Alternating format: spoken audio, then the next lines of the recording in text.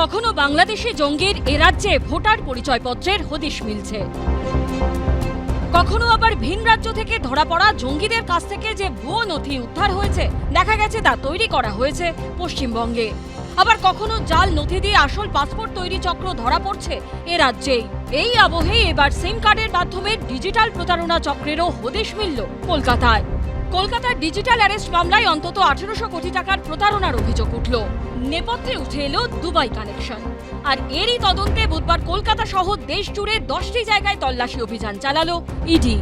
আমরা রয়েছি পোস্তা এলাকায় এবং আমরা দেখতে পাচ্ছি ইডি অফিসাররা পোস্তার এলাকার এই বাড়িতে আজকে সকাল থেকে তল্লাশি অভিযান চালাচ্ছেন।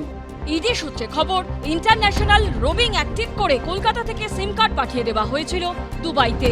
প্রথম দুটি সিম কার্ড পাঠানো হয়েছিল কুরিয়ার কোম্পানি মারফত, কিন্তু বিষয়টি কোনোভাবে জানতে পারায় আর সিম কার্ডের পার্সেল ডেলিভার করতে রাজি হয়নি ওই কুরিয়ার কোম্পানি। এরপর থেকে হিউম্যান ক্যারিয়ার মারফত দুবাইতে পাঠানো হতো সিম। এখনো পর্যন্ত সেখানে পাঠানো হয়েছে এরকম প্রায় 300টি সিম কার্ড।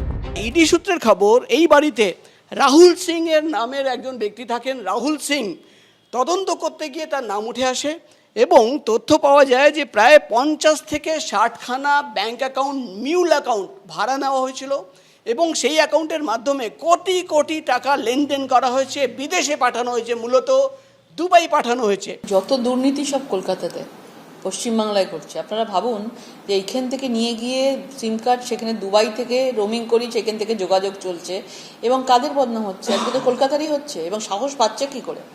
পুরোপুরিভাবে এখানকার যদি অ্যাডমিনিস্ট্রেশন বলুন তারা যদি এগুলোকে দেখতো তাহলে এই জিনিস হতো না। শুধুমাত্র পশ্চিমবঙ্গের দিকে আঙুল তুলে কুৎসা করলে তো হবে না।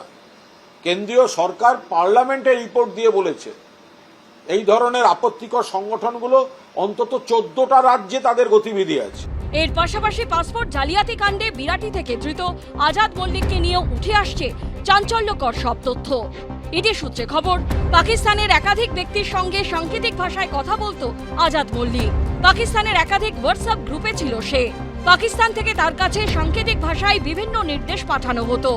আধার কার্ড বলুন, পাসপোর্ট বলুন, ইভেন পাসপোর্ট, ভোটার আইডি, এগুলি আমাদের এই রাজ্যে সহজে এরা পেয়ে যায়। হ্যাঁ, কিছু টাকা খরচা করলেই, ইভেন আমি সেদিন শুনছিলাম একজনের কাছে যে 8-10 হাজার টাকার মধ্যে সব হয়ে যায়।